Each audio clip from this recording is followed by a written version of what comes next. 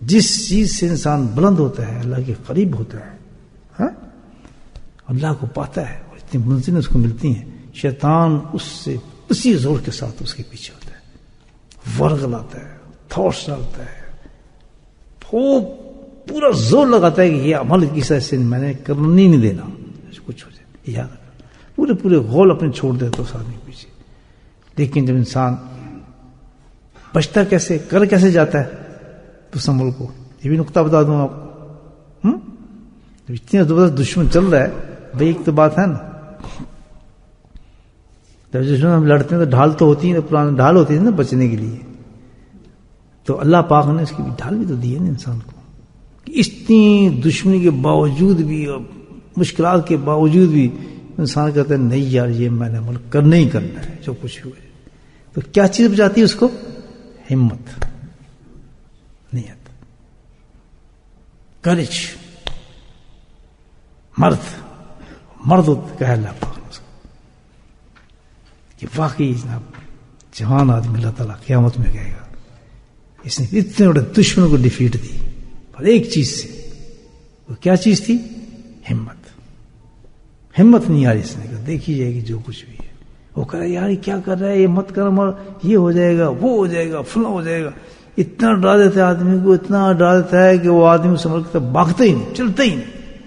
لیکن جو ہوتے ہیں جب یہ سن لیتے ہیں اتنی چیزیں، جیسے آج اللہ پاک ہمیں سنا رہا ہے، مجھے آپ کو سوال ہی پیدا نہیں مل چھوڑے، سب بکواس ہے، دھوکہ ہے، جتنا ڈرا رہا ہے جتنا فضول، کئی شکلوں میں آتا ہے، لوگ بتا رہے ہیں، بڑے لوگ سمجھ وہ یہ کیا کر رہے تھے، وہ یہ کیا کیا تم نے پنا۔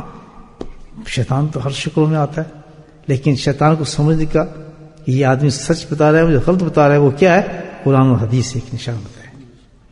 اگر قرآن اور حدیث سے تائید ہو رہی ہے اس چیز کی، چاہے کتنے بڑا آدمی آ جائے، کتنے بڑا ہو، کتاب اٹھا کے لے آئے، آپ نے اس کو رکھ، قرآن اور حدیث سے ثابت ہے، صحابہ کرام کی زندگی سے یہ ثابت ہے، اور پھر اتنا بڑا اس کا فائدہ ہے، میں نہیں چھوڑ سکتا، یہ عمل میں کروں گا ضرور۔ اس کو کیا کہتے ہیں؟ ہمت، کرش۔